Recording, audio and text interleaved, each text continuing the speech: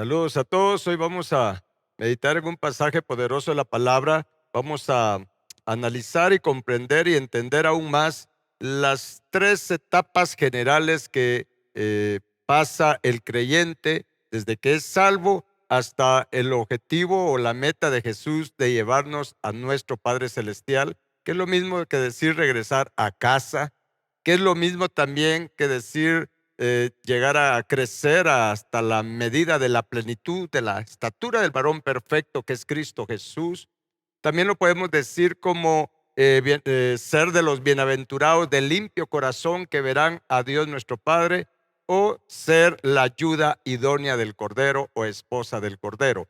Hay tres etapas en las que como cristianos debemos de crecer espiritualmente para alcanzar ese propósito eterno, ese propósito divino que Dios diseñó para cada uno de nosotros desde antes de la fundación del mundo, como está escrito en el libro de Efesios. Vamos a leer ahorita en 1 Corintios capítulo 3, versículo 10, que es cuando el apóstol Pablo está hablándole a los cristianos de Corinto, y él les dice: miren, nosotros como ministros del Señor Jesucristo somos colaboradores de Cristo. Uno es el que siembra, otro es el que riega. Y para ponerlo en un buen contexto, el apóstol Pablo, vamos a leer lo que dice acá en 1 Corintios capítulo 3, versículo 10. Esto es bien importante para cada uno de nosotros como cristianos. Tres etapas en las que debemos de crecer espiritualmente, entender un camino de regreso al Padre. Dice en 1 Corintios 3:10, conforme a la gracia de Dios que me ha sido dada, dice el apóstol Pablo, yo como perito arquitecto puse el fundamento y otro edifica encima, pero cada uno mire cómo sobreedifica. Hay muchas partes en las Escrituras donde Dios nos enseña estas tres etapas o tres escalones, empezando por ser salvos de la paga del pecado a llegar a ser de los bienaventurados de limpio corazón. Aquí el apóstol Pablo lo pone de esta manera, que es bien interesante para que nosotros comprendamos cómo es que funcionan las cosas en Dios, en qué consiste realmente la vida cristiana. Y acá el apóstol Pablo les dice: miren, yo como perito arquitecto puse el fundamento. Aquí lo que el apóstol Pablo les está diciendo es: miren, yo colaboré con Cristo para que ustedes recibieran la salvación de Dios en Cristo Jesús. El fundamento es Cristo, porque solo hay un nombre dado a los hombres debajo del cielo en el cual podemos ser salvos, y es el nombre del Señor Jesucristo. En ningún otro nombre hay salvación, solo en Cristo Jesús. Usted y yo lo sabemos porque lo dice la palabra de Dios. La palabra es clara en este asunto. Solo hay un mediador entre Dios y nosotros los hombres, y es Jesucristo. Jesucristo. Así es que aquí el apóstol Pablo les dice: miren, yo puse el fundamento. Y luego les dice, pero otro, dice, edifica encima. Aquí ya nos está hablando de otro nivel, otro escalón que como creyentes nosotros tenemos que subir, tenemos que avanzar en nuestra vida cristiana. Recibir la salvación de la paga del pecado, de la salvación de la condenación eterna. A eso se refiere el haber puesto el fundamento. Pero luego dice, otro edifica encima. Y es aquí donde nosotros entramos a un proceso de discipulado. En un momento lo vamos a comparar con las jornadas de Israel de Egipto a Canaán. Acá Pablo dice, otro edifica encima. Es aquí cuando nosotros nos convertimos en discípulos de Jesús, cuando entramos en ese proceso de renovación de nuestra mente, ese proceso de aprender los principios espirituales que debemos de practicar en nuestro día a día para que nuestra mente se vaya renovando. Pero esto es para llevarnos a otro nivel, al que el apóstol Pablo dice acá, pero cada uno, dice, mire cómo edifica. Esto es interesante, porque las primeras dos etapas en nuestra vida cristiana, Dios pone a personas a que nos ayuden. Dios pone unas personas que nos hablan de Jesús, recibimos a Jesús en nuestro corazón, recibimos esa salvación de nuestra alma y luego Dios pone personas para que nos discipulen. El discipulado es enseñarnos los principios para que empecemos a renovar nuestra mente, para sacar el mundo de nuestro corazón y empecemos a ser llenos de la vida de Dios. Sin embargo, hay un tercer nivel al que usted y yo tenemos que subir, tenemos que alcanzar esa dimensión, y esa es la que el apóstol Pablo dice: miren, luego cada uno mire cómo sobreedifica. Aquí ya es un asunto personal. Aquí ya nadie más nos va a poder ayudar en esta otra etapa del camino, que lo vamos a ver en figura, en tipo o figura, en las jornadas de Israel de Egipto a Canaán. Llega un momento que como cristianos nosotros tenemos que aprender a buscar por nosotros mismos, a tener esa comunión con el Señor, a tener esa comunión y esa búsqueda de nuestro Padre Celestial en lo secreto, en lo privado, como Jesús nos enseñó, que cuando oremos nosotros tengamos esa intimidad a solas con el Padre. Es allí donde el Padre trabaja en nuestro corazón. Es allí donde experimentamos nosotros la transformación de nuestro carácter, de nuestra naturaleza pecaminosa, para adquirir la naturaleza santa de Dios. Recordemos que Dios nos llama a ser santos como Él es santo, perfectos o maduros o de limpio corazón como Él, y a ser misericordiosos como Él es misericordioso. El día que usted y yo recibimos la salvación de nuestra alma, de la paga del pecado, ese día de ninguna manera nosotros nos convertimos en personas de limpio corazón. Nosotros no somos santos como nuestro Padre es santo. El día que fuimos salvos, ese día empezó este proceso al que la palabra de Dios le llama crecer en salvación, para que podamos llegar a ser en naturaleza, en carácter, lo que Dios nos pide, y es su misma naturaleza, ser santos como Él es santo. Amén. Así es que, mire, estos tres niveles que el apóstol Pablo nos revela acá, que a veces no le ponemos atención, pero él está hablando de ser salvos, luego de ser discípulos de Jesús para empezar a ser edificados, y otras personas son las que empiezan a ayudarnos a edificar. Pero llega un momento en que nos convertimos, hermanos, ya en hijos maduros, o a entrar a esa madurez en donde cada quien tiene que ver por sí mismo. Es allí donde ya cada quien decide cuánto quiere de Dios o hasta dónde quiere llegar con Dios. Es allí donde también la mayoría se quedan, si no es que antes, como lo vamos a ver en el ejemplo de la jornada de Israel.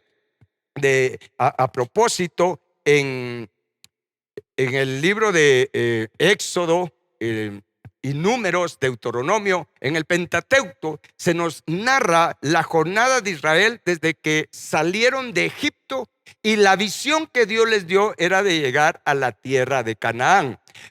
Créame que allí en la jornada de Israel, que está en el Pentateuco, tenemos una revelación del camino completo, de principio a fin, de lo que nosotros debemos recorrer espiritualmente para regresar a la casa de nuestro Padre Celestial.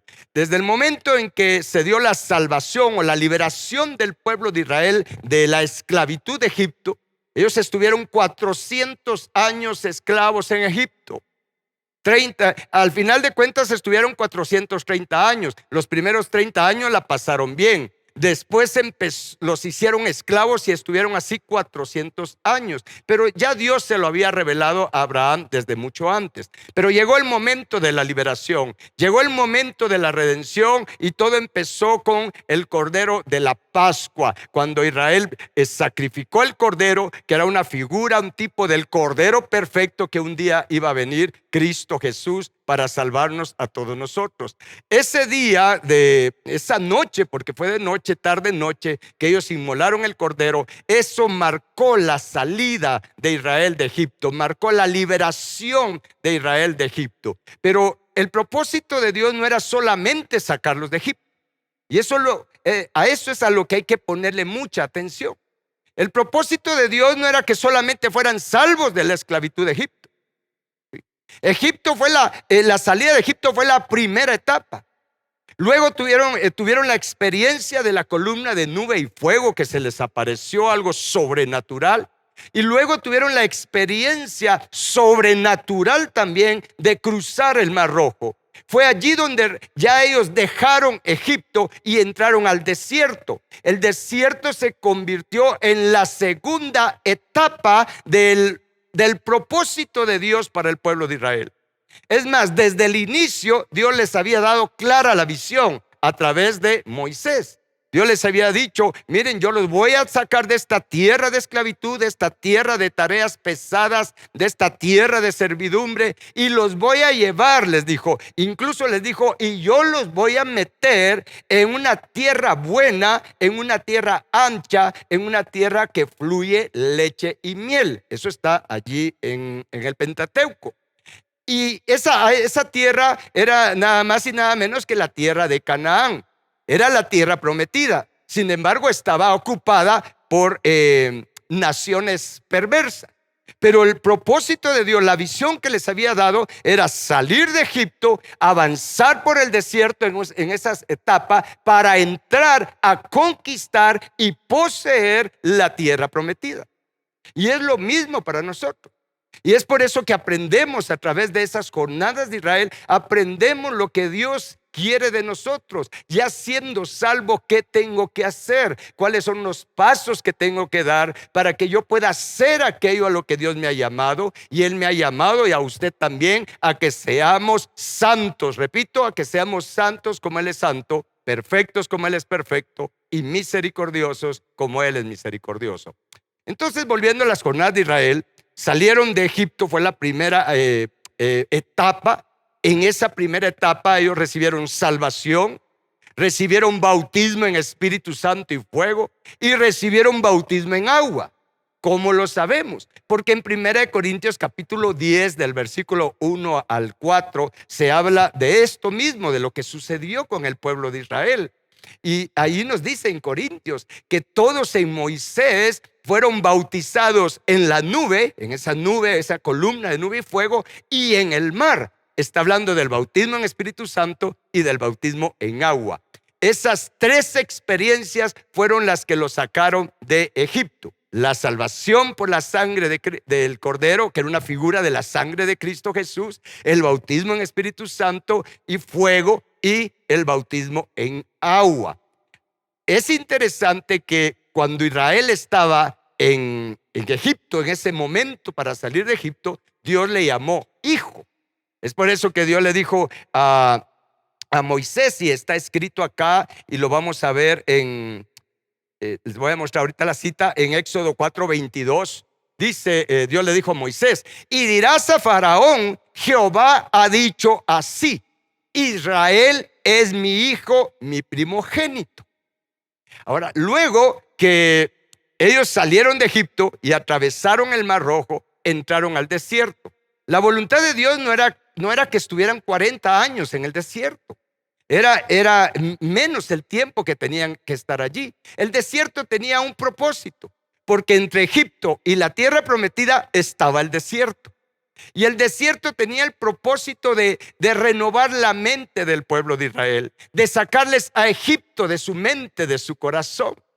Dios tenía una serie de lecciones preparadas y escenarios preparados para el pueblo de Israel en todo el recorrido del desierto, y a través de cada uno de esos escenarios, que siempre fueron circunstancias difíciles, de escasez, de falta de agua, de falta de alimento, ellos pasaron muchas cosas difíciles, pero Dios tenía el control de todo ello. Dios lo que quería era enseñarlos, entrenarlos. Escuchen lo que le voy a decir. El desierto era para renovarle la mente y entrenarlos, prepararlos como soldados, como guerreros, para que tuvieran la capacidad de entrar a Canaán y conquistar la tierra de Canaán. Porque ellos tenían que entrar a Canaán, hermanos, a desalojar, a desarraigar a todos los enemigos de Dios que estaban en esa tierra. Y eran enemigos del pueblo de Dios, del pueblo de Israel. Pero así con esa mentalidad que ellos tenían en Egipto y cuando salieron de Egipto, así como ellos tenían su corazón, de esa manera ellos no iban a poder tener éxito en la conquista de la tierra prometida. Es por eso que Dios los llevó al desierto para entrenarlos, para que aprendieran lo que tenían que hacer para convertirse en guerreros, en valientes del ejército de Jehová. Esto es bien poderoso. Es allí donde ellos, entre muchos principios espirituales, le voy a mencionar algunos que se aplican a nosotros también, porque el desierto que pasó Israel, la etapa de desierto de ellos, es la etapa de discipulado para nosotros. Todo lo que le aconteció al pueblo de Israel, toda esa jornada que ellos tuvieron, es una enseñanza, es un ejemplo para nosotros que estamos en estos tiempos. Lo dice también en 1 Corintios capítulo 10, que todo lo que les aconteció a ellos son un ejemplo para nosotros. Todo lo que vivió el pueblo de Israel es una figura, es tipo de lo que nosotros tenemos que vivir, de lo que tenemos que hacer, del camino que tenemos que recorrer espiritualmente. A ellos les tocó literalmente, a nosotros nos toca en lo espiritual. Ellos salieron de un Egipto literal, nosotros salimos de un sistema mundo. Ellos atravesaron un desierto literal, nosotros atravesamos una etapa de discipulado.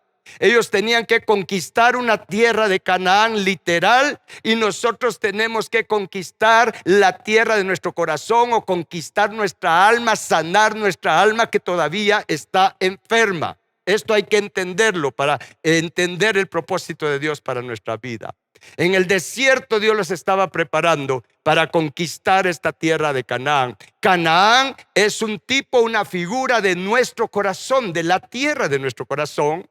Y las naciones, los gigantes, todos esos seres perversos, criaturas perversas que estaban en Canaán, representan todos los enemigos que tenemos en nuestro corazón, que se oponen en nosotros a que el reino de Dios se establezca en nuestra vida. ¿Está claro esto? Así como en Canaán habían enemigos y estos eran enemigos de Dios e impedían que el pueblo de Dios poseyera la herencia que Dios les quería dar. De igual manera, en nuestro corazón tenemos gigantes, tenemos enemigos que se oponen a que Dios establezca su reino, su soberanía en nuestra vida.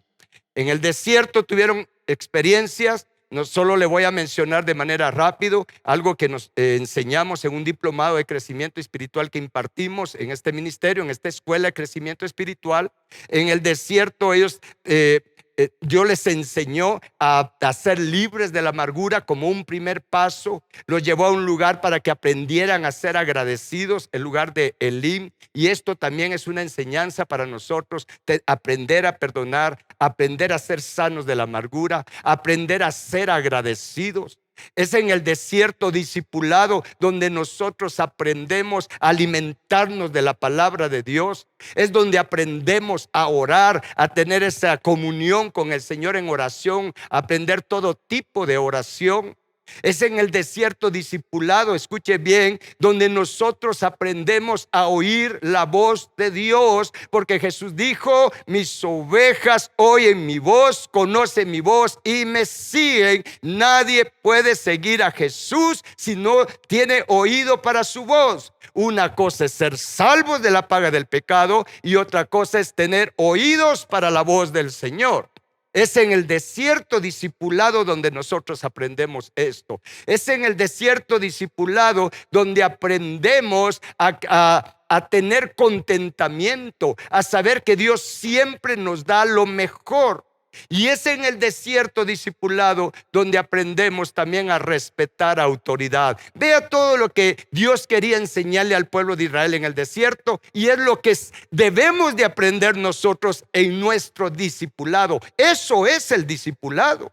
Discipulado no solamente es, hermanos, tener grupos en casa para alcanzar gente y ganar gente para que la iglesia crezca. No, el discipulado es aprender estos principios que allí están plasmados en la palabra de Dios. Allí nos son revelados a través de la jornada de Israel de Egipto a Canaán. Y otro principio poderoso que se aprende en el desierto discipulado es aprender a tener identidad en Cristo.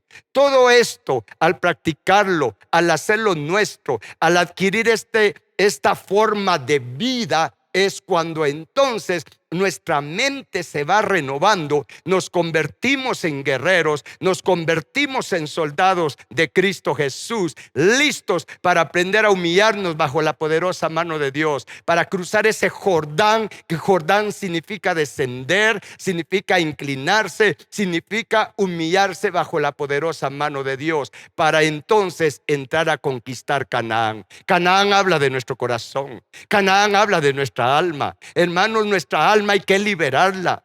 Una cosa es ser que nuestra alma reciba el perdón y la salvación de la paga del pecado, pero nuestra alma todavía está cautiva con muchos enemigos. Todavía tenemos amargura, todavía tenemos celos enfermizos, todavía tenemos actitudes de autocompasión, todavía tenemos soberbia, codicia, tenemos muchos enemigos en nuestro corazón. Pensar que porque somos salvos ya estamos completos es el peor engaño o autoengaño que nos podemos hacer. Así como vemos este cuadro, como Dios sacó a Israel de Egipto para llevarlo a Canaán, pero tenían que conquistar Canaán. Y al final la meta era llevar el arca hasta el monte de Sión, a Jerusalén. De igual manera Dios nos saca del mundo, nos lleva por el discipulado para que conquistemos la tierra de nuestro corazón, para que nuestro corazón se convierta en una tierra santa, nuestro corazón se convierta en una tierra de la que fluya la leche del conocimiento, de la palabra y la miel de la sabiduría de Dios. Esto es bien poderoso.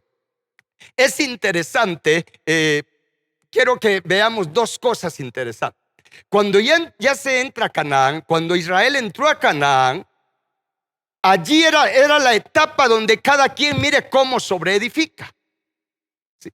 Fueron sacados por Moisés de Egipto, fueron guiados por Moisés en el desierto, donde ellos tenían que recibir la edificación que les acabo de describir. Pero ya en Canaán, cada uno tenía que ver hasta cuánto quería de esa tierra prometida de Dios.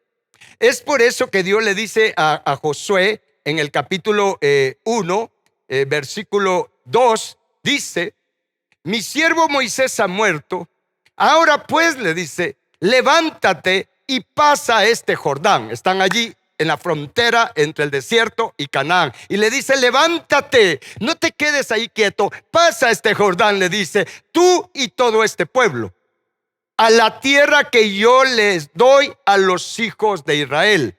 Y luego le dice en el versículo 3, yo les he entregado, como lo había dicho a Moisés, escuche bien o lea bien, dice, todo lugar que pisare la planta de vuestro pie. Todo lugar que pise la planta de tu pie. Yo les doy toda esa herencia, pero de ustedes depende cuánto adquieren de esa herencia. En Egipto, en la salida de Egipto, es lo que Pablo dice, yo puse el fundamento. El desierto es cuando otro edifica encima, es la etapa del discipulado. Pero el apóstol Pablo, se recuerda que leímos en Corintios, dice, pero después cada uno mire cómo sobreedifica. Vean la relación que hay. Porque aquí le dice Dios a Josué y por supuesto a todo el pueblo de Israel, a la generación que entró a Canaán, les dice, bueno, de aquí en adelante ya depende de ustedes. Yo les doy esa tierra, está ocupada por enemigos, pero yo estoy con ustedes, con la formación que han tenido ustedes, con mi ayuda, con el Espíritu de Dios, ustedes pueden conquistar esa tierra. Pero ¿cuánto obtengan de esa herencia? Lo podemos poner en estas palabras: cuánto obtengan del corazón de Dios, del carácter divino, cuánto obtengan de la santidad de Dios, cuánto obtengan de la perfección de Dios. Eso depende de cada uno de ustedes. Depende de cuán decididos estén a liberar su alma, a sanar su alma, a limpiar su corazón espiritual de todos los enemigos que hay en nuestro corazón. Es acá, mire, yo le llamaría al Jordán el lugar de la decisión, o el río de la decisión, la línea de la decisión en cuanto depende de mí cuánto voy a adquirir de la herencia. ¿Y cuál es la herencia que Dios nos quiere dar? de acuerdo al libro de Efesios, capítulo 1, versículo 16 en adelante, nos habla de las riquezas, de la gloria de Dios que Él tiene como herencia para nosotros, sus hijos. Y cuando la Biblia habla de la gloria de Dios, está hablando de su carácter. La gloria de Dios, ese resplandor con lo que Él se rodea, con lo que Él se viste, manifiesta lo que Dios es. Lo que hay en Dios, lo que hay dentro de Él, es lo mismo que lo viste por fuera.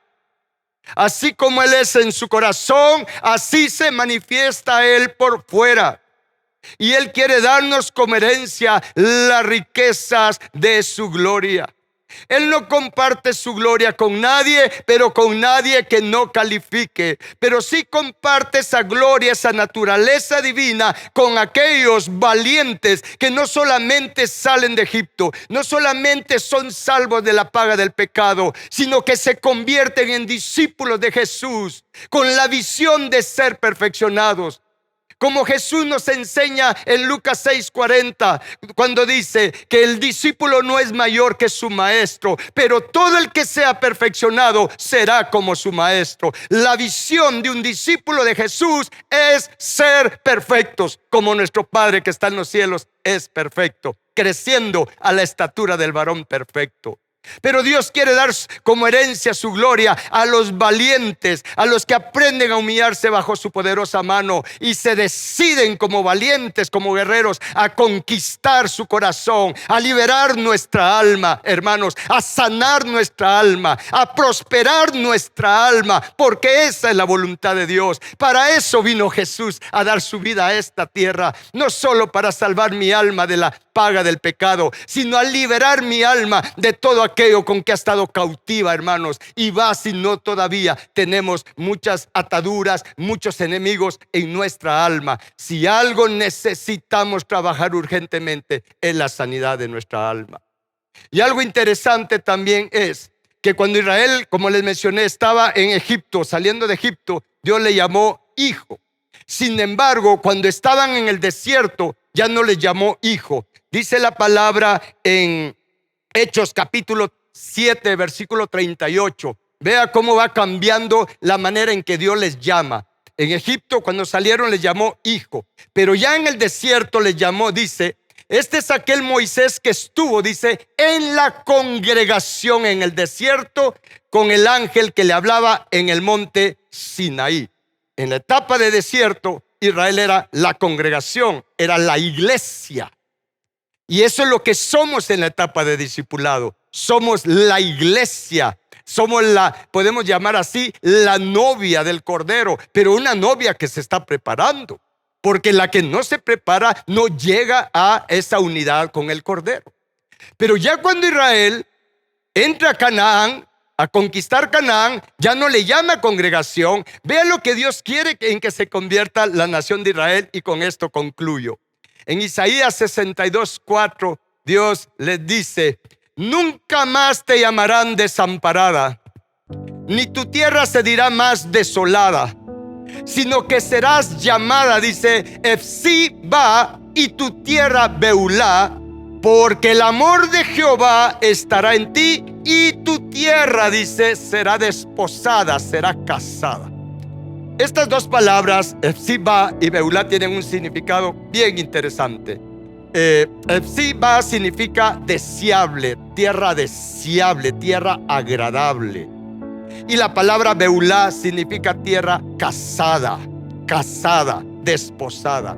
En otras palabras, Dios les estaba diciendo: si conquistan Canaán, ustedes se van a convertir en su corazón va a ser una tierra casada. No solo la tierra en la que habitan, sino el hecho de limpiar Canaán, desalojando a todos los enemigos de Dios, a los enemigos de nuestra alma.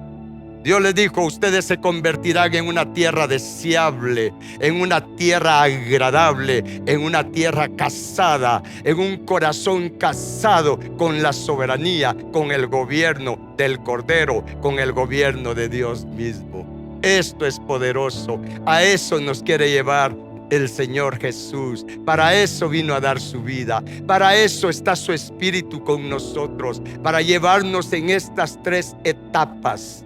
El poder dar fruto al 30, pero luego seguir trabajando en el discipulado para llegar a dar fruto al 60.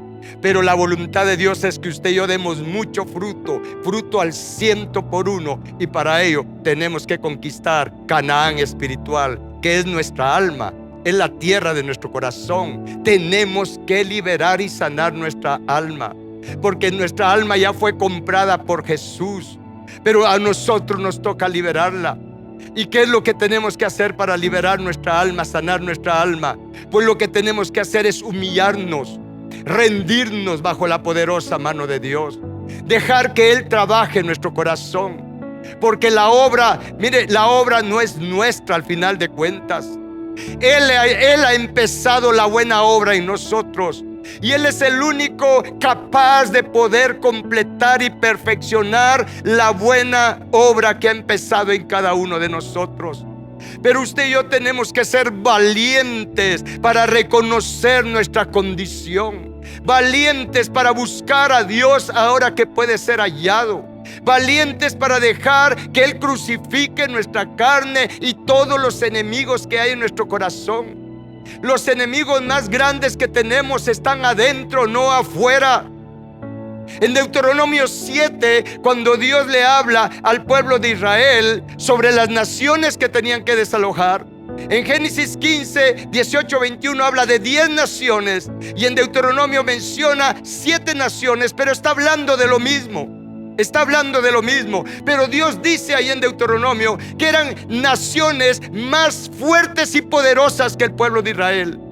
Los enemigos que están en nuestra alma, los enemigos que tenemos dentro en nuestro corazón, la avaricia, la codicia, la soberbia, la insensatez, el engaño, hermanos, los homicidios, los hurtos, lo que Jesús menciona en Marcos 7, 21 al 23, que hay en nuestro corazón. Estos enemigos, estos reyes, estos gigantes, es cierto, son más fuertes y más poderosos que nosotros, pero el que está en nosotros, escuche bien, el que está en nosotros, Cristo Jesús y su Espíritu, el que está en nosotros es más grande, es más fuerte, es más poderoso, y es por eso que está escrito: todo lo puedo en Cristo, porque Él es quien me fortalece. Él me da la fuerza, Él me da la capacidad para subyugar a estos enemigos, para rendirme y dejar que Cristo Jesús camine en esta tierra de mi corazón, para que Cristo Jesús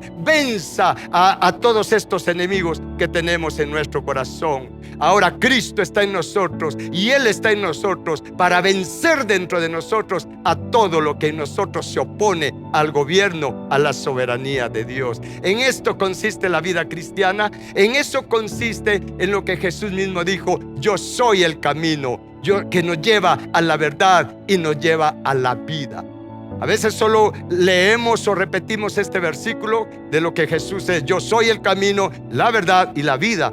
Pero lo que Él nos está diciendo es: yo soy el camino que los lleva a la verdad, que nos lleva a ese proceso de discipulado y que nos lleva a la vida divina, a la vida Zoé, a obtener la naturaleza, el carácter mismo de Cristo y de Dios nuestro Padre. Amén. Esto es poderoso, no hay tiempo que perder. Avancemos en esta carrera, hermanos, en un camino. No hagamos o no cometamos los errores que cometió el pueblo de Israel.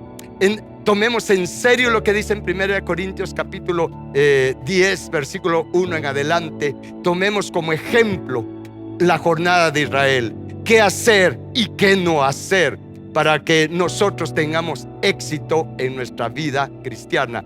El mayor éxito que usted y yo podemos alcanzar como cristianos es regresar a la casa del Padre, es llegar a ser de los bienaventurados de limpio corazón, que verán a Dios nuestro Padre. El mayor éxito no es tener acumulación de cosas materiales, ni siquiera el ministerio es el mayor éxito que usted puede tener en esta tierra. El éxito mayor, a lo que la palabra le llama el supremo llamamiento de Dios en Cristo Jesús, es ser perfectos como nuestro Padre que está en los cielos es perfecto. ¿Qué quiere decir eso? Maduros, completos, de limpio corazón, íntegros, santos, consagrados, dedicados a Él, existiendo y viviendo para Él. Amén. Esto es poderoso. Vamos a darle gracias a Dios por este supremo llamado que Él nos hace en Cristo Jesús. Y si alguno de los que está viendo y escuchando, si aún no le has entregado tu vida a Jesús, si aún no has recibido la salvación de tu alma, de la paga del pecado, de la condenación eterna, este es el momento. Si tú crees que Jesús es el Hijo de Dios, que vino y que murió por nuestros pecados, pero crees que resucitó y que está vivo, si tú lo crees en tu corazón, solamente dile: Señor Jesús, yo creo en ti. Yo te necesito. Perdona mis pecados. Lávame con tu sangre bendita. Salva mi alma, Señor Jesús. Con esas palabras que tú le digas, Él salva tu alma. Recibes la salvación de tu alma en este momento. ¿Y ahora qué tienes que hacer? Pues ahora empieza a instruirte en este camino que nos lleva de regreso a la casa del Padre. Tú has nacido de nuevo espiritualmente, pero ahora necesitas crecer y madurar espiritualmente. Y todos los demás, los que ya somos cristianos, hijos de Dios redimidos, no importa el tiempo que llevemos de ser cristianos. Aquí no es un asunto de cuánto tiempo tengo de ser cristiano. Aquí es un asunto de cuánto he avanzado en un camino que me lleva de regreso al Padre. Aquí no es un asunto de cuánto tiempo tengo de ser cristiano o qué ministerio estoy ejerciendo. Aquí es un asunto de cuánto de Cristo se ha formado ya en mí. De eso se trata. ¿Cuánto de Cristo se ha formado en ti? Independientemente del ministerio que tengas, puede ser un pastor, un apóstol, profeta o lo que sea, pero aquí lo que vale para regresar al Padre es cuánto de Cristo se ha formado en ti. Así es que pidámosle a Dios que nos ayude.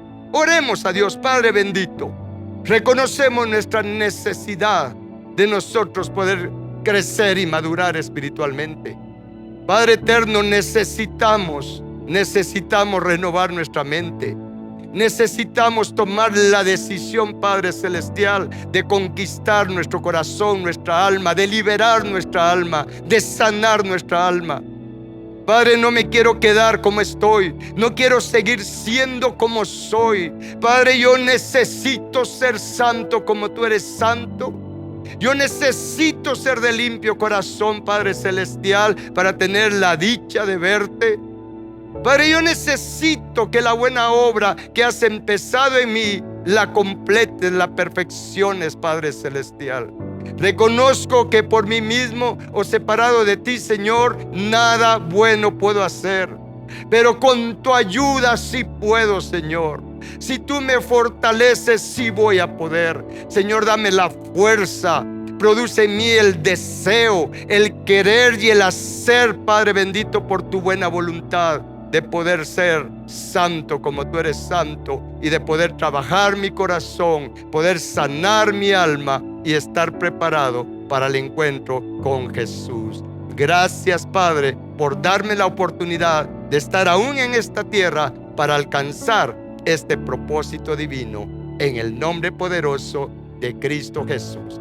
Amén y amén. Manos a la obra y la paz de Jehová con cada uno de ustedes, en sus familias, en el nombre poderoso de Cristo Jesús.